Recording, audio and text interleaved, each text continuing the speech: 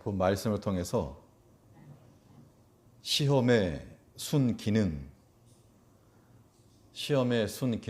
제목으로 하나의 말씀 증거하겠습니다. 혹시 이런 경험들이 있을지 모르겠는데요. 어딜 갔는데 1등으로 간 겁니다. 그래서 차를 가지고 주차를 하는데 텅텅 비어 있으니까 가장 안쪽 좋은 자리에다가 주차를 잘했습니다. 근데 시간이 좀 지나니까 사람들이 이제 몰려오는데 자리가 다 차고 늦게 온 사람들은 주차할 자리가 없어가지고 우왕좌왕하다가 아무튼 꾸역꾸역 차를 댔습니다. 그걸 보면서 좀 일찍들 오지 저렇게 게으름 부린다고. 근데 문제는 끝나고 돌아가는데 맨 나중에 온 사람이 제일 먼저 나가고 맨 먼저 와가지고 맨 안쪽에 온 사람이 끄트머리로 나가게 되는 그런 비슷한 경험들이 아마도 있을 법합니다. 이 말인즉슨 처음에 와가지고 좋다라고 생각을 해도 좋은 게 끝까지 좋은 게 아니고 좋은 것 속에도 안 좋은 게 포함되어 있는 겁니다. 또 늦게 와가지고 끄트머리 문 앞에 댔는데 나갈 땐 제일 먼저 나가니까 안 좋은 것 속에 또 좋은 것도 있었습니다. 이걸 반대로 생각하면 세상에 있는 모든 일에는 양방향성이 있어서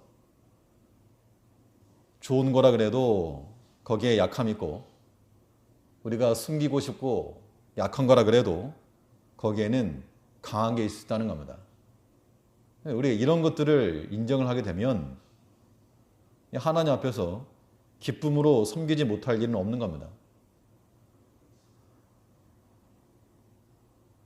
우리가 자랑할 만한 것이 있으면 자랑하는 것이 즐겁습니다. 그런데 아픔과 또 약함과 이런 것들이면 쉽게 말하기 어렵습니다.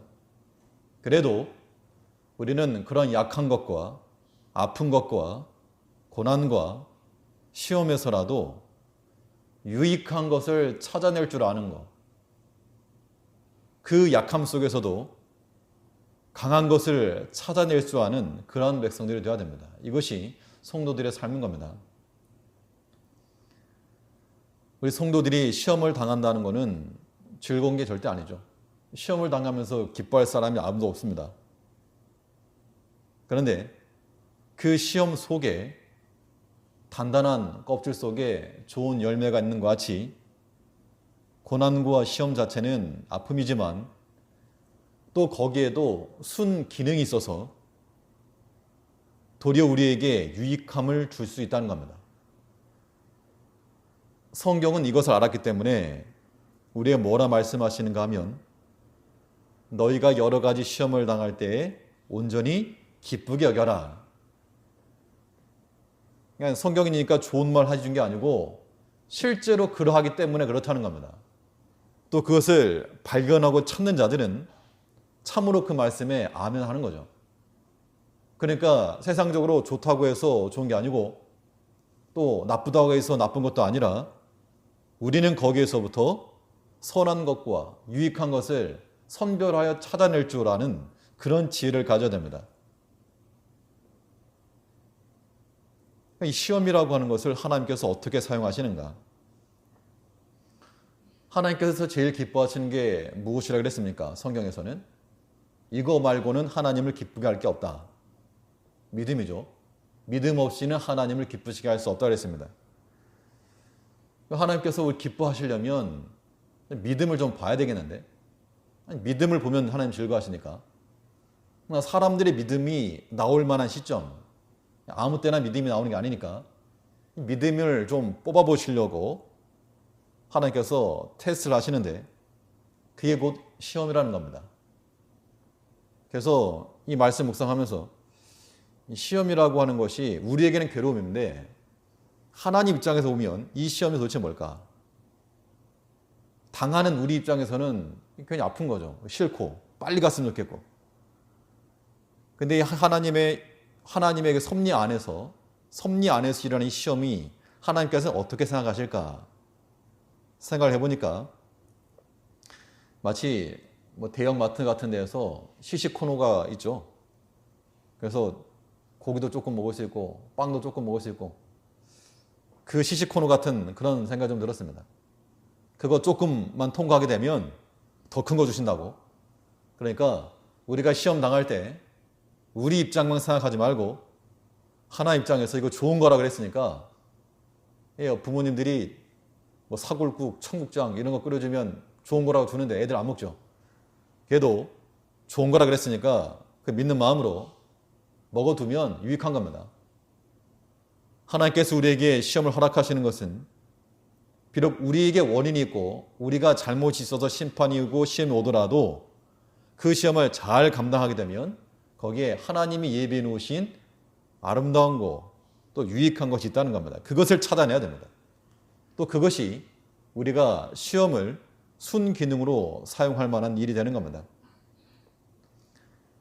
그러면 이 시험에 있어서 이 시험을 받을 때 우리는 어떻게 해서 선한 기능, 순기능을 찾아낼 것인가? 이 시험을 통해 하나님께서 우리에게 이루시고자 하시는 목적이 무엇인가? 본 말씀을 통해서 살펴보겠습니다.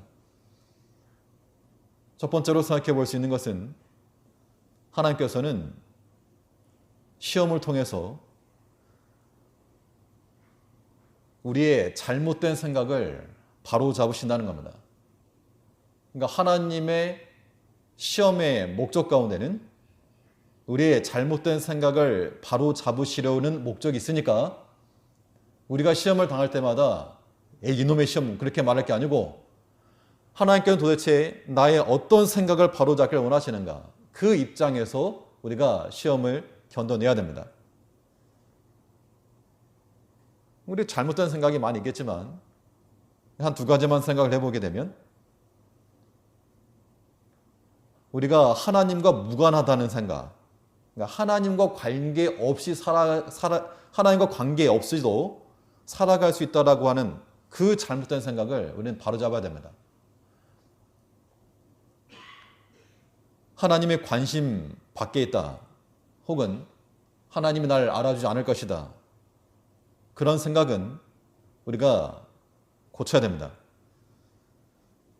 하나님께서는 여전히 우리를 사랑하시고 관심을 가지시고 또 주목하고 계시다는 겁니다. 누구를 사랑하시고 관심 가지시고 주목하신다는 겁니까? 여기에 대한 우리 개인의 답변이 분명해야 되는데 목사님인가 보죠? 이게 아니고 우리 자신, 나 자신. 하나님께서 나를 여전히 사랑하시고 우리 행실을 돌이켜보면 참 이거 못됐는데 그래도 여전히 사랑하시고 관심 가지시고 우리를 주목해 보신다는 겁니다. 그런 마음을 가져야 됩니다. 그런 생각 가지라고 때로 우리에게 시험 주시는 거죠. 우리 본문 1절부터 3절까지를 보시면 1절 말씀에서 여호와께서 가나안 전쟁을 알지 못한 이스라엘을 시험하려 하시며 이스라엘 자손의 세대 중에 아직 전쟁을 알지 못하는 자에게 그것을 가르쳐 알게 하려 하사 남겨두신 열국은 하나님께서 이 백성들을 시험하려 하시며 시험의 목적이 있는 거죠. 또 가르쳐 알게 하려 하사 하나님께서 이 시험을 통해서 무언가 목적하신 바가 있고 의도하시는 바가 있다는 겁니다. 그 목적이 무엇인가? 이 가나안 세대의 사람들이 하나님께서 우리를 기뻐하실까?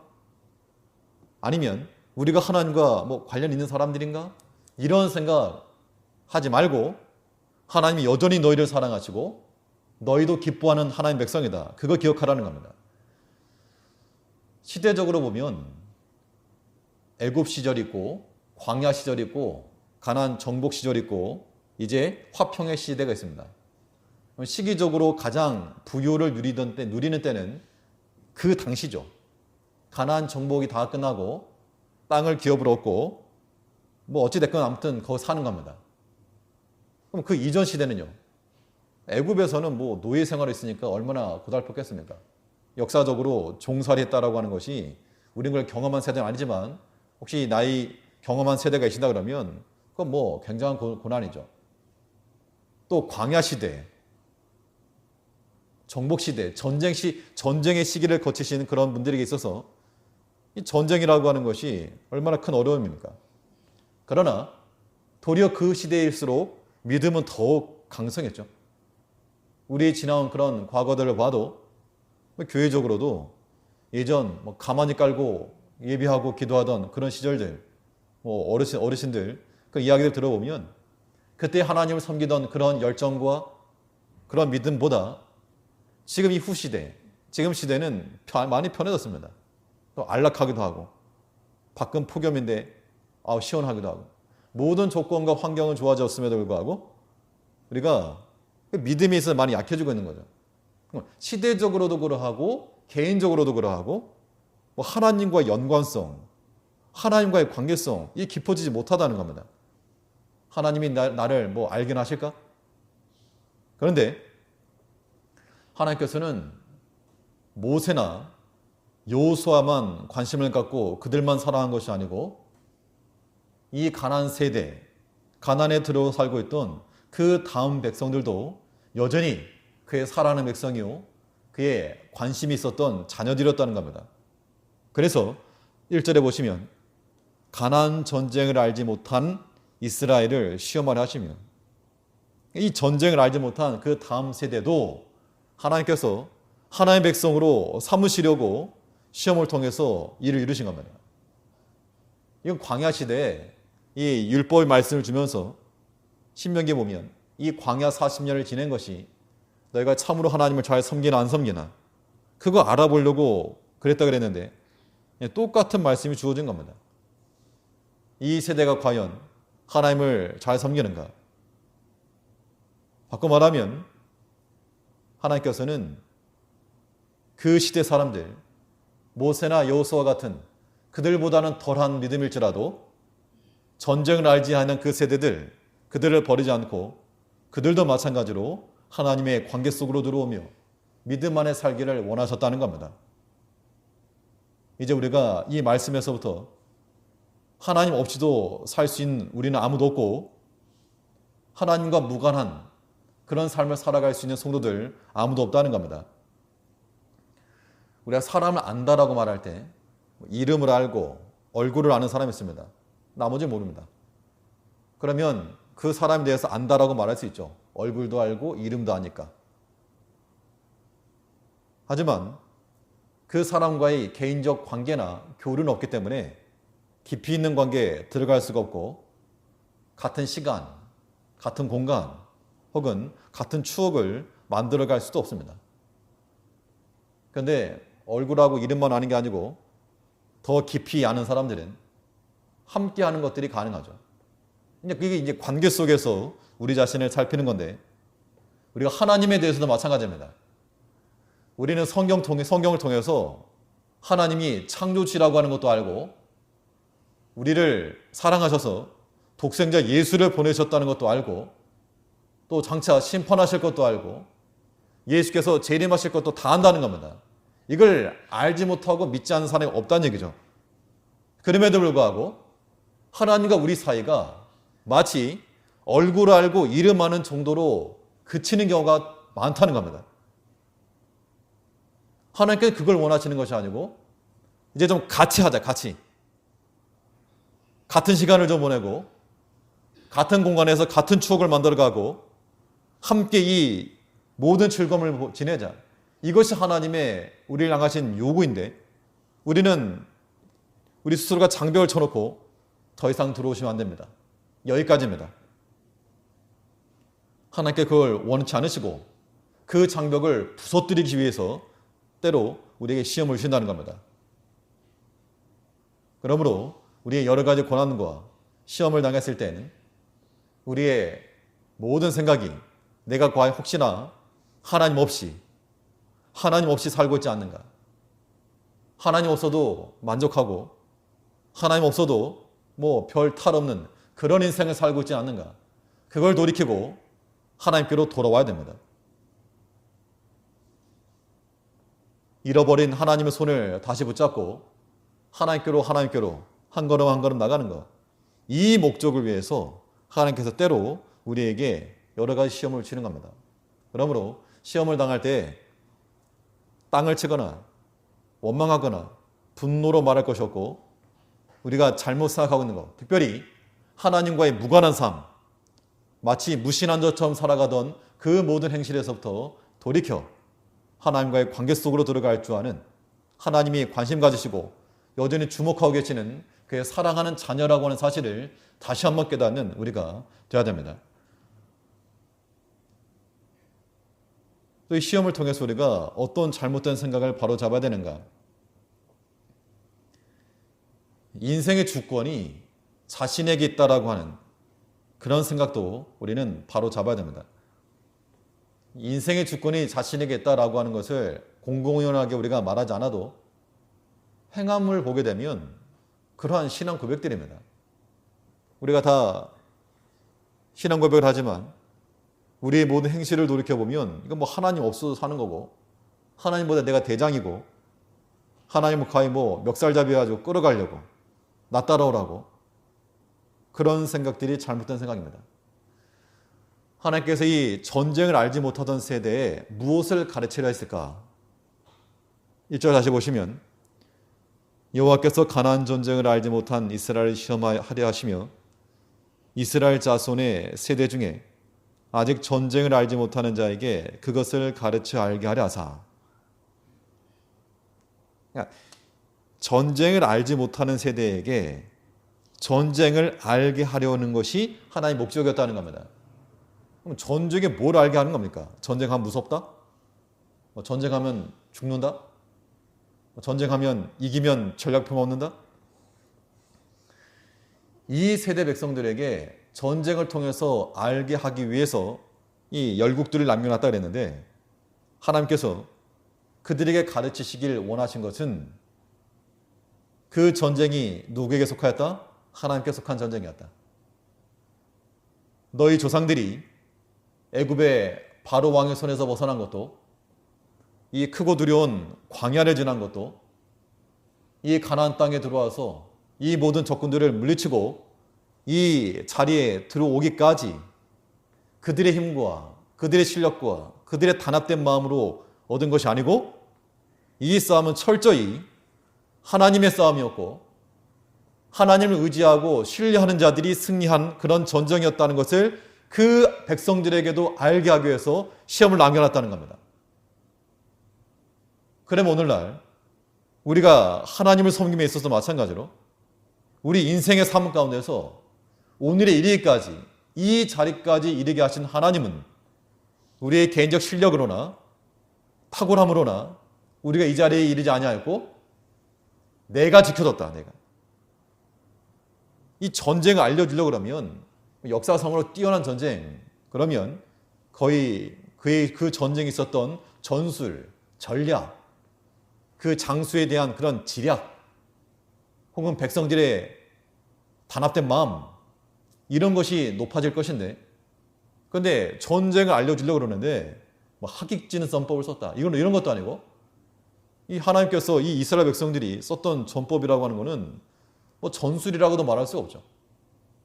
모세가 아말렉과 이스라엘 백성을 싸울 때 손을 들면 이기고 손을 내리면 지고, 이건 전술도 아닙니다. 여리고성을 이길 때 한 바퀴 돌고 마지막 7바퀴 돌고, 그게 무슨 전쟁인가? 그게 무슨 우리가 알만한 전쟁인가? 하지만 하나님께서 싸워서 이기게 하셨다는 겁니다. 그것을 반드시 기억을 해라. 그것을 기억을 해야 되기 때문에 하나님께서 남겨뒀다는 겁니다. 그 목적으로 시험을 주신다는 얘기죠. 광야와 정복 시대를 지나서 현재 가나안에서 평화로이 살고 있는데, 이 평화로운 삶이라고 하는 것이 도리어 하나님을 잃어버리고 잊어버리고 망각하게 되었다는 겁니다. 어려움의 때는 하나님을 정말 간절히 찾는데 화평의 때가 되니까 남 얘기하는 게 아닙니다. 우리들의 이야기죠. 화평의 때가 되니까 걱정이 없어요. 뭐 먹고 살만하고 또 자식들도 뭐 알아서 다 잘하고 있고 하니까 걱정이 없는 겁니다. 화평의 때가 되니까 하나님에 대한 간절함도 사라지고 하나님이 우리를 구원하셨던 그 구원에 대한 감격도 사라져버리고 다 잃어버리고 살았다는 겁니다. 그래서 이 시대가 사사시대가 암흑시대가 된 겁니다. 그렇게 하지 말라고 때로 우리에게 시험을 주시기 때문에 우리가 마음 아픈 일을 당할 때 도리어 감사하자는 겁니다. 그 일 자체는 슬픈데 하나님 입장에서 네가 이렇게 좋은 말로 할 때 안 돌아오니까 하나님 그렇게 간지를 안 찾으니까 이걸 통해서라도 하나님 기억해라. 나 잊지 말아라. 우리를 향하신 하나님의 사랑 고백인 줄 알아야 되겠습니다. 우리에게 깨닫게 하시는 겁니다. 우리 인생이 나에게 주권이 있지 않고 하나님께 있음을 아는 것.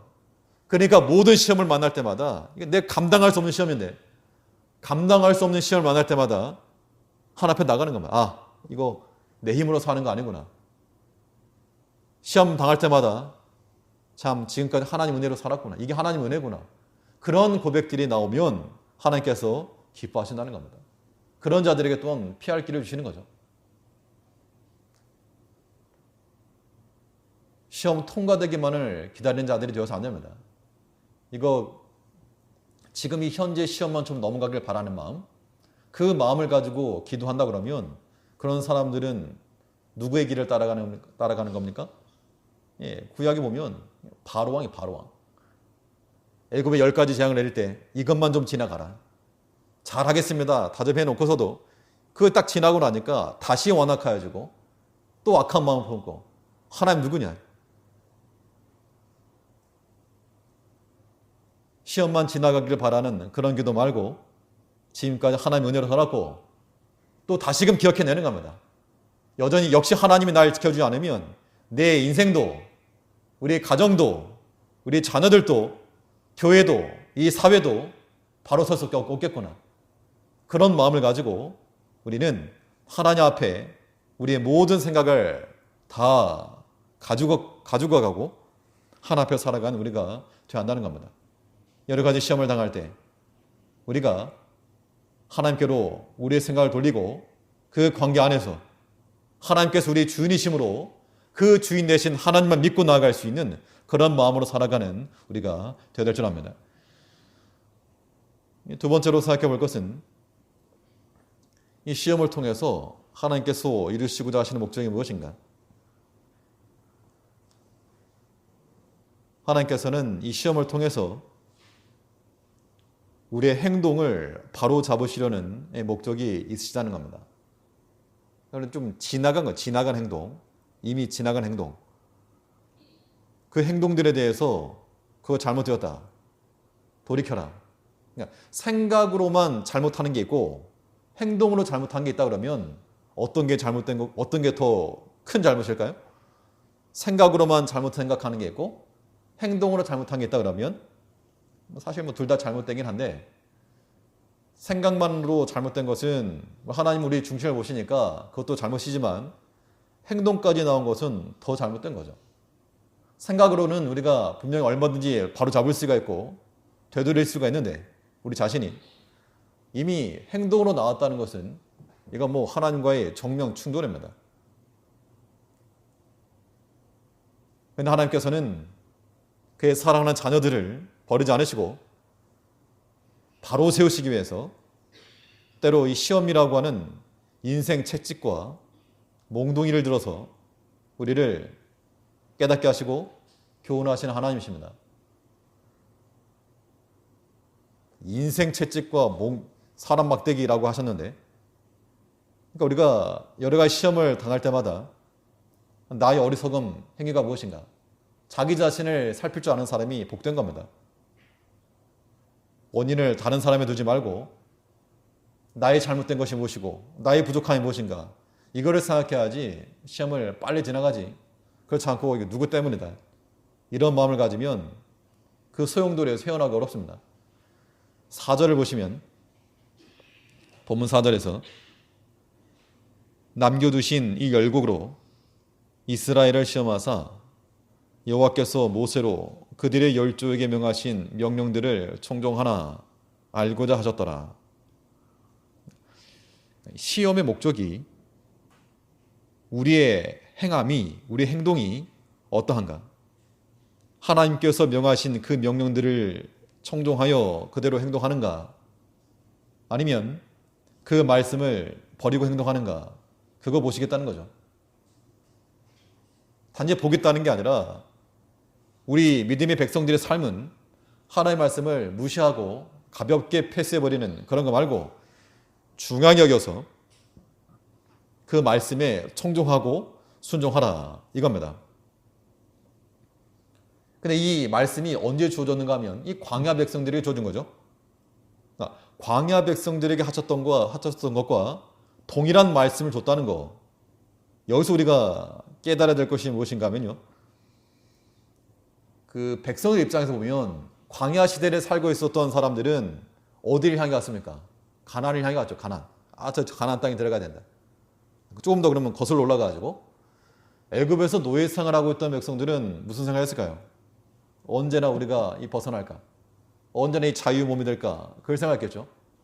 그 자유가 됐습니다. 광야로 나왔죠. 광야 나왔는데 자유는 했는데 뭐 아무것도 없습니다. 애굽에서 보고 듣던 문화도 없고 먹을 거리도 없고 먹을 거야 맨날 똑같은 만나고. 그러니까 이 광야를 지내던 백성들의 목적은 무엇이었는가 하면 저 가나안에 들어가야 된다. 근데 막상 가나안에 들어왔습니다. 가나안에 들어와가지고 땅을 얻고 보니까 그럼 그 사람들이 이제 무엇을 추구할까요? 저 더 높은 저 영적 가나안성을 추구한 게 아니고 이제 거기서 하나님을 바라본 게 아니고 이제 그들을 더 부유하게 하고 풍요롭게 해줄 수 있는 신을 찾았는데 그게 바로 바알신이고 아세라상이고 우상을 섬겼다는 겁니다. 결국 사람의 관심과 목적은 점점점 좋아지는 환경이 있지만 하나님께서는 우리가 어떤 환경에 처했는가 그걸 보시는 게 아니고 하나님께서는 변치 아니하는 우리 믿음을 보신다는 겁니다. 관점의 차이가 여기 있는 거죠. 우리의 마음은 좀 더 나은 상황, 좀 더 좋은 상황 이런 상황을 우리는 기대하지만 하나님께서는 너희가 애굽에서 종살이를 하건 광야에서 맨날 똑같은 만나를 먹건 가나안에서 양식을 저장하여 살아가건 우리의 외적인 환경과 조건을 보시는 것이 아니고 너희가 그 상황에서도 하나님의 말씀을 순종하고 그 말씀에서 하나님의 말씀 청종하는가 그걸 보신다는 겁니다. 그러니까 우리가 어떤 형편에 처했든지 그 환경 때문에 그것 때문에 우리 마음 쓰지 마시자고요. 하나님 보시는 것은 우리 믿음이라는 겁니다. 물질적인 공핍에 처한 사람들은 이게 물질적인 문제만 해결되면 좋겠다. 이거 해결되면 믿음이 저절로 잘 써집니까? 아니죠. 하나님께서는 그 물질의 공핍이라고 하는 것을 하나의 시험으로 두고 어디 하나의 말씀 잘 지키나 안 지키나 보자. 시험이라는 겁니다. 혹은 자녀들의 문제? 네가 그렇게 사랑하는 자녀, 나는 내 독생자라도 아끼지 않았다. 그 자녀들의 고통과 아픔을 보면서 여전히 하나님 믿고 하나님 사랑하고 하나님 신뢰하는가? 그 믿음 보시겠다는 겁니다. 우리의 관점은 점점 좋아지는 상황들. 뭐 이런 말 있죠. 예전 우리가 다들 그렇게 살아오셨겠지만 지하실에서 살다가 반지하로 올라가고 반지하에서 1층으로 올라가고 1층에서 2층 가고 2층에서 고층 아파트 가고 점점 이런 상황들, 환경들이 좋아질 걸 기대하지만 하나님의 관심은 전혀 그런 데 있지 않다는 겁니다. 우리가 반지하에 살건 고층 아파트 살건 우리의 관심은 하나님 말씀대로 그 명령들을 청정하는가 아니면 우리의 상황 앞세워가지고 타협하고 버리는가. 이 가나안 세대의 사람들이 하나님이 주신 그 약속의 땅에 들어왔지만 거기 감사하면서 더 큰 믿음으로 살지 못하고 그들의 평탄한 삶이 도리어 하나님을 떠나고 말았다는 겁니다. 이것이 우리에게 하나의 경고가 되어야 되겠습니다. 하나님께 우리에게 종을 줬는데 그걸 다 잃어버리고 만 거죠. 하나님의 관점에서 보게 되면 현재 것도 충분히 감사한 겁니다. 망각하고 잊고 살아서 그렇지. 그러니까 우리는 시험을 통할 때마다 하나님의 관점을 가지고 우리를 바라보는 겁니다. 그러면 뭐가 많이 보이는가 하면요. 한심한 거, 참 한심한 게 많이 보입니다. 다른 사람 볼 때 그렇죠. 다른 사람 볼 때. 나 말고, 나는 잘하는데 다른 사람들 보면 참 부족한 게 많아 보입니다. 근데 우리가 하나님 마음 가지고 우리를 보게 되면 사실 꼭 하나님 마음이 아니라 좀 제3자적 입장에서만 놓고 봐도, 아니 우리 양심으로만 봐도 우리가 얼마나 부족한 게 많고 한심합니까? 이 모든 시험을 통해서 그러한 부분에서 돌이키고 어떤 형편에서라도 하나님 섬기는 법 배우는 자가 되라. 이것이 시험을 통해서 우리에게 이루시고자 하시는 하나님의 목적이라는 겁니다. 그러니까 제발 우리 사람의 관점은 갖지 말자는 얘기죠.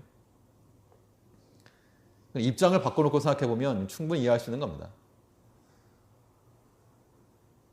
사업을 하는 사람이 사업자 입장에서 누구를 뽑을까? 당연히 내가 만일 사장이라면 누구를 뽑겠습니까? 뭐 빈둥빈둥거리고 요령 피우고 이런 사람 안 뽑죠, 당연히. 성실한 사람 뽑으려고 그럴 겁니다. 또 반대로 일하는 사람 입장에서는 또 대우도 좋고 뭐 자기를 알아주는 사람, 그런 사업자장을 찾겠죠. 현재 우리 초등부 전사님 안 계셔가지고 공석이라서 이제 뭐 이력서를 또 받기도 하고 몇 분은 좀 와서 저랑 면담도 하고 했는데, 그중에 한 분이 남자분이 오셨는데 이제 1년 정도의 그런 공백이 있더라고요. 1년 동안 공백이 있었는데 여기 말고 다른 데도 좀 많이 지원하셨냐 했다고. 근데 다 안 됐다. 그래서 제가 좋은 마음으로, 나쁜 마음, 좋은 마음을 가지고 나도 사역지가 없어서 방황하던 때가 있었는데 내가 좀 조언 하나 해주겠다. 그러면 안 됐으면 쉽게 말하면 떨어졌다 그러면 떨어졌으면 왜 안 됐는지 생각해 봤느냐. 이렇게 물어보니까 상당히 당황이 하더라고요. 뭐 되면 되고 말면 하지 뭐 그런 걸 물어보는 거야. 아니 생각해 보라고. 아니 교회 입장에서는 필요한 인재를 뽑을 건데 만약 떨어졌다 그러면 안 됐다 그러면 왜 안 됐는지 한번 생각해 봐야 되지 않겠느냐. 한 군데 말고 여러 군데 넣었는데 안 됐다 그러면 왜 안 되는지 한번 생각해 봐야 되지 않겠느냐 하면서 조언을 주긴 했는데, 당연히 관점을 바꿔놓고 보면 길이 보이는 겁니다. 인생의 성공이라고 하는 것이 넓은 집과 높은 급여에 있지 않는 겁니다. 하나님 보시는 것은 우리의 믿음에 있지, 얼마나 넓은 평수에 살고 있고 얼마나 많은 연봉을 벌고 있고 얼마나 여유로운 삶을 살고 있는가, 그거 아니라는 겁니다. 도리어 평탄한 삶 가운데서 뭐 할 가능성이 있습니까? 범죄할 가능성이 있죠. 나약해질 가능성이 있고. 대표적인 예가 요셉과 다윗 이야기 아닙니까? 요셉이 총리가 되기 전에 종살이, 누명 쓰고 종살이. 그러나 그때에도 내가 어찌 하나님 앞에 득지하리요. 그 믿음을 버리지 않으니까 하나님이 기뻐하신 자가 되었고, 다윗이 왕이 되어가지고 사람이 올라갈 수 있는 최고 정점에 이른 겁니다. 더 갈 데도 없어요. 평탄한 겁니다. 전쟁 났어도 뭐 장군 내보내고. 근데 거기서 범죄하고 말았죠. 그러니까 이제 우리 믿음의 백성들은 관점을 바꿔가지고 평탄해지는 삶의 환경, 더 여유로운 삶을 위해서 기도하지 마시고, 기도하지 말라 그러면 또 그러니까 그런 것이 우리의 주 관점이 되어서는 안 되고, 우리가 어떤 형편에서라도 바른 믿음 가지고 살아갈 수 있도록 우리는 기도하셔야 됩니다. 재물이 많고 적고가 문제가 아니고 자식이 잘 되고 못 되고 문제가 아닙니다. 어떤 형편에서라도 믿음으로 살아갈 수 있는, 사실 우리가 환경이라고 하는 것은 우리가 결정할 수 있는 그런 것들이 없죠, 많이. 바깥에 있는 환경이라고 하는 것은 내가 결정할 수 없지만 그 상황 가운데서의 반응이라고 하는 것은 우리가 얼마든지 방향 설정할 수 있는 겁니다. 그러니까 우리는 이 시험을 당할 때 좋은 상황이 되기만을 구하지 마시고, 이 상황에서라도 하나님께로 향할 수 있는 바른 믿음 달라고, 견뎌내고 이겨낼 수 있는 믿음 달라고 구하는 것이 바른 기도라고 하는 겁니다. 시험의 때 이런 기도하는 것이 하나님의 기대치요 목표라고 하는 겁니다. 그러니까 여러 가지 어려움 당할 때 해결해 주세요, 살려주세요, 이것도 우리의 기도이겠지만, 그러나 더 깊은 기도라고 하는 것은 이 시험의 때 믿음 잃지 않게 해달라고, 타협하지 않게 해달라고, 지금 당장 눈앞의 것 때문에 믿음 버리지 않게 해달라고, 바른 믿음을 쓸 수 있게 해달라고 기도하는 그 백성을 하나님께서 왜 건져주지 않겠냐는 겁니다. 이러한 믿음의 고백이 우리 가운데 있어야 한다는 겁니다.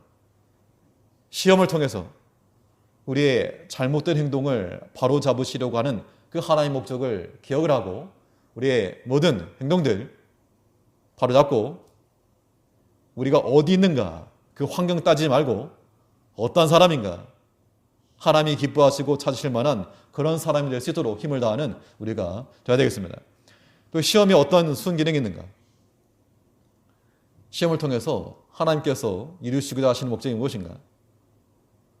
세 번째로 생각해 볼 수 있는 것은 하나님께서는 이 시험을 통해서 우리가 바른 선택을 하도록 교훈하시는 겁니다. 잘못된 선택하지 말아라.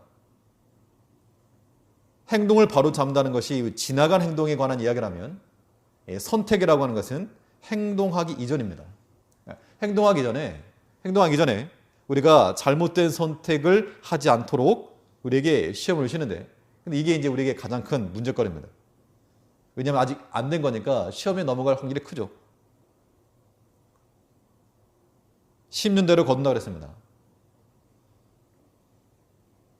우리가 성령으로 심으면 성령으로 거두고 땅의 것을 심으면 썩어질 것을 거두게 돼 있는데 이 선택이라고 하는 것은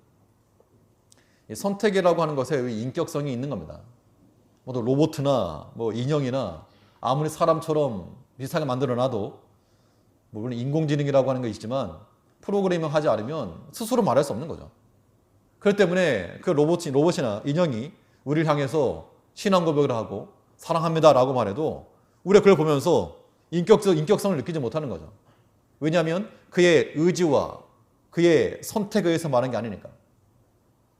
하나님께서 우리에게 원하시는 것은 그의 사랑하는 자녀들이 뭐 기계적으로 말하는 거 말고 내가 지금 하나님을 섬길 수 있는 상황이 아니고 하나님 앞에 나갈 수 있는 그런 형편이 아닌데 우리의 의지와 선택을 가지고 하나님 앞에 나갈 때 하나님께 그걸 기뻐하신다는 겁니다. 참으로 사랑하는구나. 아브라함이 백세나 이삭을 바칠 때 남 얘기니까 쉽게 하지만 아무튼 가장 귀한 겁니다. 백세나 아들 이삭을 바치러 갔을 때 하나님께서 그제서야 네가 참으로 날 사랑하는 줄 알겠다. 인격성이 있기 때문에 인격적으로 이제 우리 하나님 섬긴다 그럴 때 우리가 말로만 아니고 실질적으로 인격적인 선택을 통하여 우리가 하나님 섬겨야 됩니다. 4절 말씀을 다시 보시면 남겨두신 이 열국으로 이스라엘을 시험하사 여호와께서 모세로 그들의 열조에게 명하신 명령들을 청종하나 알고자 하셨더라. 그런데 이 백성들이 어떻게 판단했는가 하면 오판했습니다. 5절에 이스라엘 자손은 마침내 가나안 사람과 헷 사람과 아모리 사람과 브릿 사람과 히윗 사람과 여부 사람 사이에 거하여 그들의 딸들을 취하여 아내를 삼으며 자기들의 딸들을 그들의 아들에게 주며 또 그들의 신을 섬겼더라. 그럼 이것이 왜 잘못된 선택인가? 현재적 관점만 놓고 보면 뭐 좋은 거 선택한 겁니다. 그런데 장차의 관점에서 보면 그들은 완전 잘못된 거 선택한 겁니다.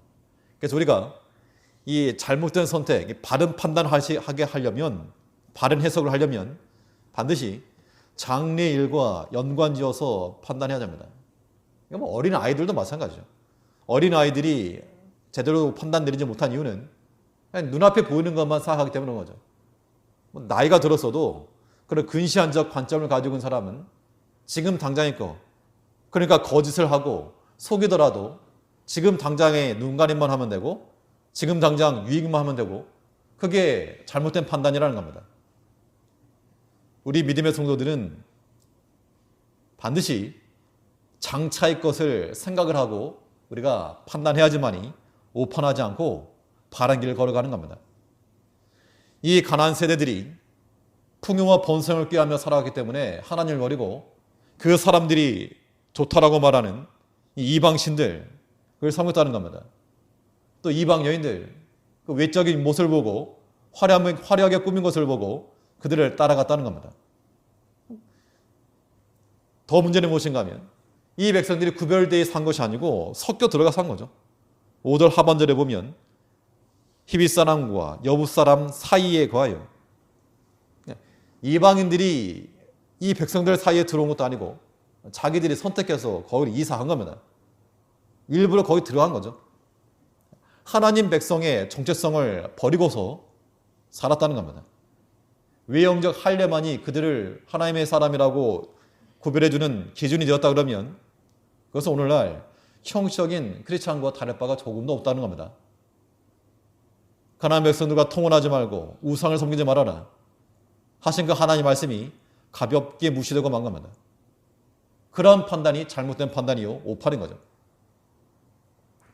우리가 하나님을 모르지 않습니다. 그러나 그 하나님을 인정하지 않으면 우상을 섬기는 것과 다를 바 없는 겁니다. 그런 거잖아요. 부모 자식 사이에서 부모가 자녀를 사랑하는데 자녀들이 이 부모에 반발해서 부모를 인정하지 않습니다. 도리어 막 욕을 하고 남 취급해버리게 되면 관계로는 부모라 그러는데 부모가 아닌 거죠. 인정을 안 하니까.